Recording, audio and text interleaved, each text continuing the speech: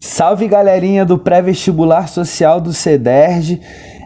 Meu nome é Pedro Henrique Dias Siqueira, sou mediador de Geografia dos polos de Resende e de Nova Iguaçu e é uma satisfação estar continuando esse belíssimo trabalho que estamos desenvolvendo aí através do canal do pré-vestibular social. Tudo bem? O conteúdo da aula de hoje é urbanização, segregação social e ocupação do solo urbano. Gente, basicamente é uma continuação desse conteúdo que cai tanto no Enem quanto muito na UERJ, que acredito que vocês também vão fazer esse vestibular. Então essa aula, vai dar um recorte muito grande também à cidade do Rio de Janeiro, para além de tentar contemplar, uma segregação socioespacial de forma geral, mas também vamos tentar fazer isso de forma pontual para, além de te ajudar no Enem, te ajudar na UERJ, E como eu vinha falando, é uma continuação de um trabalho que tanto eu quanto o mediador André, que estava responsável pelos vídeos antes de mim, já trabalhou com vocês, trabalhou de forma muito brilhante. Então, se você não viu ainda, recomendo que você volte lá nos 3 últimos vídeos do canal e assista, porque basicamente talvez já tenha até sido falado. O que nós vamos fazer é ressaltar, esse conteúdo que é urbanização, segregação socioespacial e ocupação do solo urbano, Entretanto, antes de eu entrar na segregação socioespacial, eu gostaria de aprofundar, o que eu trabalhei no último vídeo com vocês. O último vídeo foi de espacialização da urbanização, Por onde estava acontecendo urbanização no século XX no Brasil, basicamente isso. Entretanto, por causa do tempo, eu só consegui fazer o recorte, muito importante, que eu até reviso agora, que é o recorte. A urbanização começa em 30-40, com Vargas, junto com o processo de industrialização, substituição de importação. Isso você já sabe. De 30 a 80, essa urbanização é metropolizante, metropolizadora. Cresce, a grande cidade, a metrópole, Basicamente as pessoas que estão fazendo o êxodo rural estão indo para um tipo de cidade só, que é a capital, é a cidade grande, ou a região metropolitana, que é a capital e cidades menores juntas da capital, Então de 30 a 80 temos o fenômeno da metropolização. A partir da década de 80, esse fenômeno muda, e a gente pode falar de uma involução metropolitana ou de uma desmetropolização, que significa o quê? A partir da década de 80, o que começa a crescer mais são as cidades médias, que estão nos interiores dos estados, e não a capital, a região metropolitana, o centro do estado.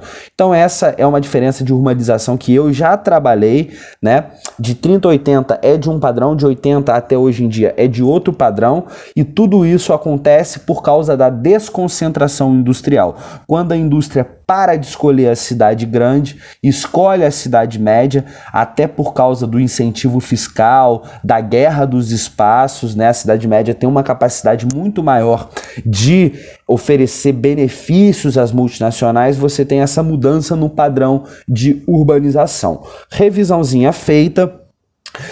Quero falar da urbanização. Eu botei no último material, eu só não consegui ter tempo para trabalhar com vocês, que é a urbanização segundo as regiões brasileiras, Então, urbanização segundo regiões brasileiras, dá uma olhada no material. Todo mundo sabe que o IBGE, Instituto Brasileiro de Geografia e Estatística, dividiu o Brasilzão em 5 regiões: Norte, Nordeste, Centro-Oeste, Sudeste e Sul. Show? O que eu vou fazer é falar, dentro de cada região, Quando que foi o boom da urbanização? Tem um bizu muito legal que a gente pode trabalhar, né? Acompanha o material e acompanha aqui a voz do prof, que é o seguinte, gente, 30, 40 e 50...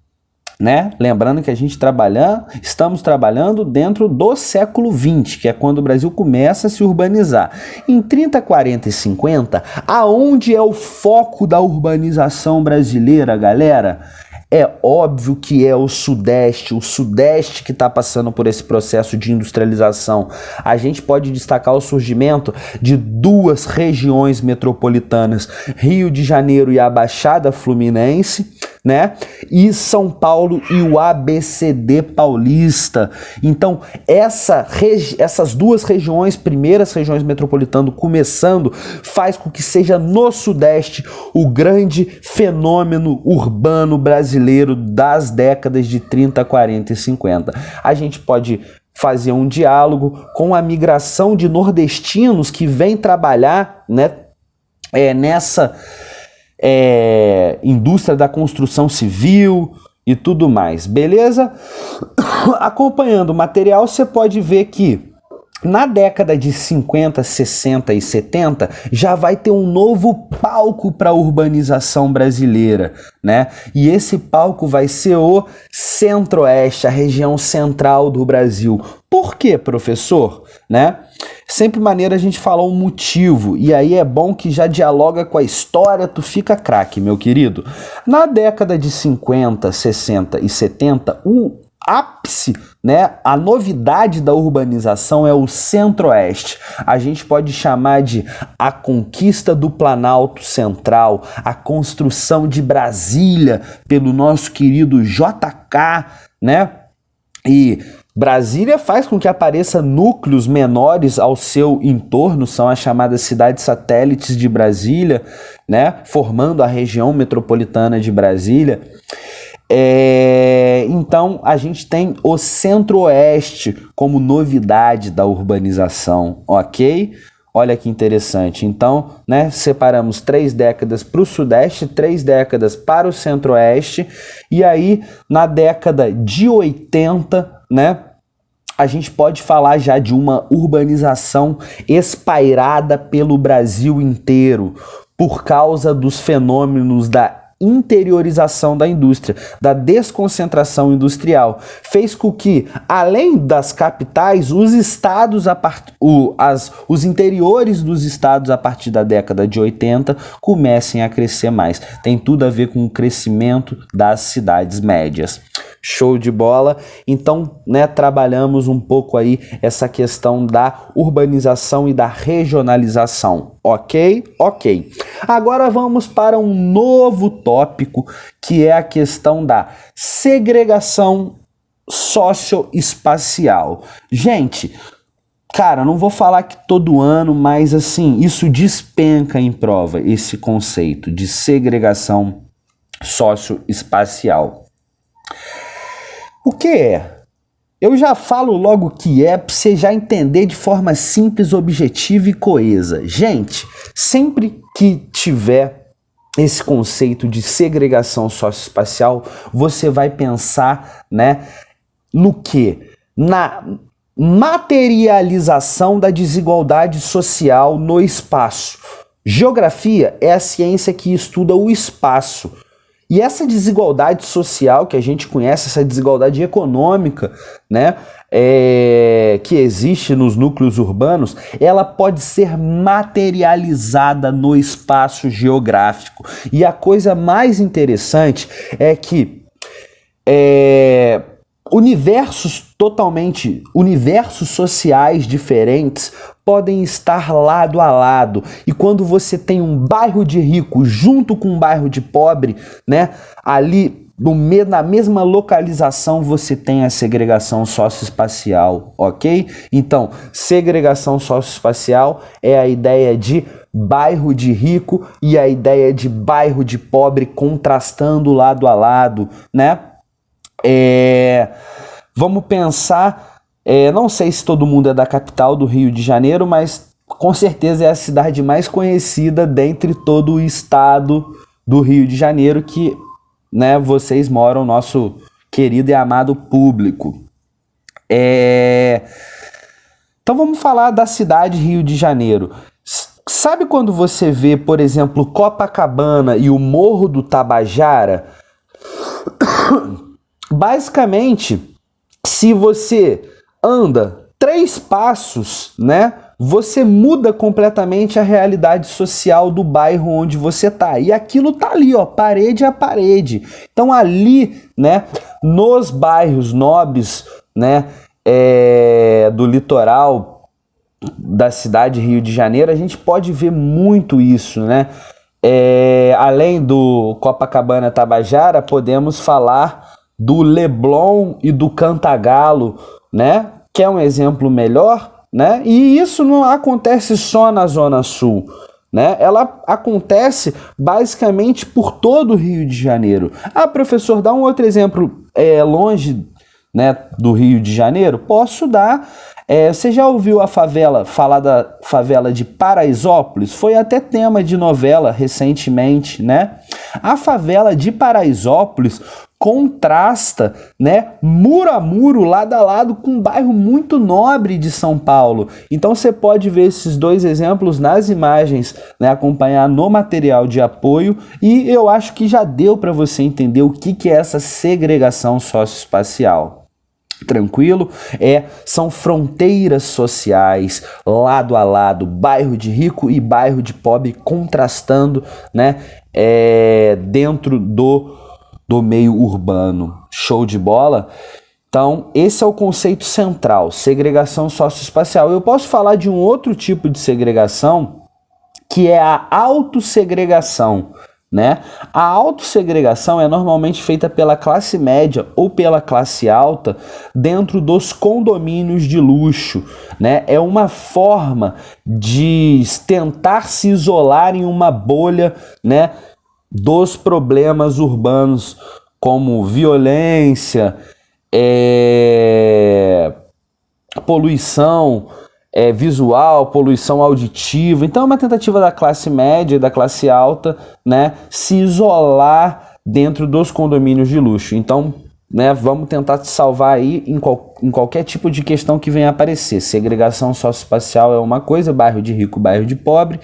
Autossegregação pensa no condomínio de luxo, né, das grandes cidades, das cidades médias. Toda cidade já basicamente tem aquele condomínio fechado com muro, grade, segurança. Então é o conceito de autossegregação, beleza? E vamos aproveitar esses últimos minutos, porque agora a equipe técnica, né, tá sendo bem pontual, então vamos respeitar também a equipe técnica e vamos fazer um vídeo bem breve. Para finalizar, né, vamos conversar um pouco sobre ocupação do solo urbano, né? É óbvio que eu precisaria de muito mais que alguns minutos para falar desse tema muito complexo, né? Mas agora vamos fazer um recorte em cima da UERJ e falar do Rio de Janeiro, né? Como que é o sítio urbano do Rio de Janeiro? Ele fica no meio, né, de uma série de maciços geológicos, como vocês podem conhecer, sei lá, como morros, né? Então o Rio de Janeiro tem um sítio urbano bem irregular, né? Esse sítio urbano, historicamente, tem uma característica muito grande, muito marcante, que é a ocupação das áreas planas, por classes sociais mais abastadas, com mais dinheiro, né? Enquanto a população pobre do Rio de Janeiro, historicamente, sobra, essa população não vai ficar à mercê esperando com que projetos da prefeitura que nunca existiram construam casas para elas. Então essas pessoas têm a iniciativa de começar a ocupar áreas verticais. E lembrando que agora eu estou dando um exemplo bem pontual do Rio de Janeiro para tentar te ajudar na UERJ. Não que você não possa aplicar isso no Enem também, né? Mas agora é tentando safar aquela questão da UERJ ou do próprio vestibular do CEDERJ. Então, as classes mais pobres sempre foram ocupando essas áreas mais verticalizadas, ou seja, o morro. Todo mundo sabe que historicamente no Rio de Janeiro os morros, as favelas estão nessas áreas de encosta, que inclusive no período da chuva pode ocorrer os movimentos de massa, né? E aí, para finalizar, vamos fazer um diálogo legal com história, né? E aí, com história e um último conceito da geografia, que é a gentrificação. O que é a gentrificação, gente? Gentrificação é quando o Estado ele faz uma maquiagem urbana. Por que eu chamo de maquiagem urbana? Porque ele gasta muito dinheiro não para resolver a vida dos mais pobres, mas para tentar esconder, mascarar, botar a pobreza para baixo do tapete. E por que eu vou fazer esse diálogo de gentrificação com a história? Porque isso não é novidade. Isso acompanha a história urbana do Rio de Janeiro. Eu não vou voltar no século XIX, lá no período imperial, né, porque o nosso recorte é o século XX. Mas no começo do século XX, os professores de história já devem ter falado do cenário relativo ao Pereira Passos e os cortiços, né?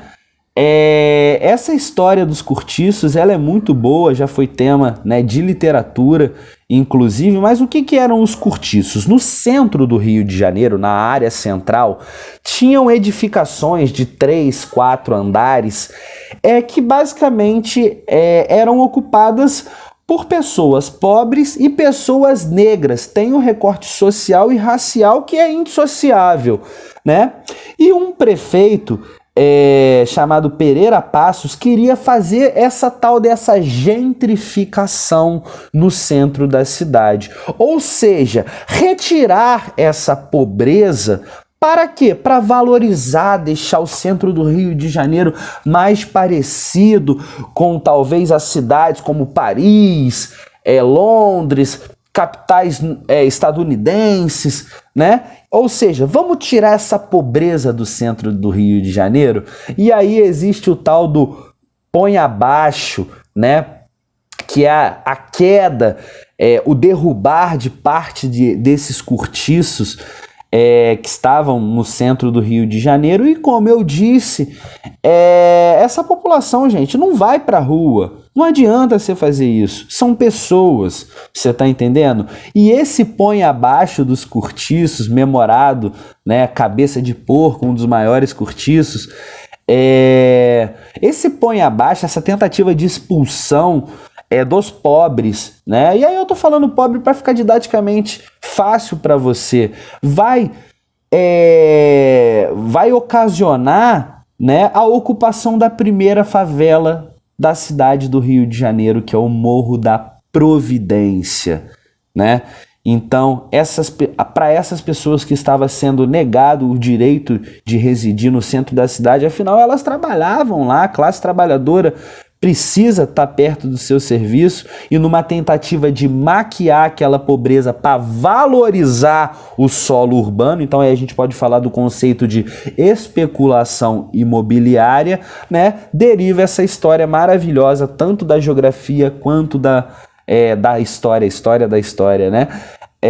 Que é essa ideia do vamos botar o cortiço abaixo para fazer uma gentrificação e automaticamente isso gera a ocupação da primeira favela carioca, o Morro da Providência. Ok? Gente, infelizmente até passei do tempo aí, né? Tomara que não sofra muita edição. Foi uma grande satisfação estar aqui trabalhando com vocês. Um abraço, continue estudando e uhul!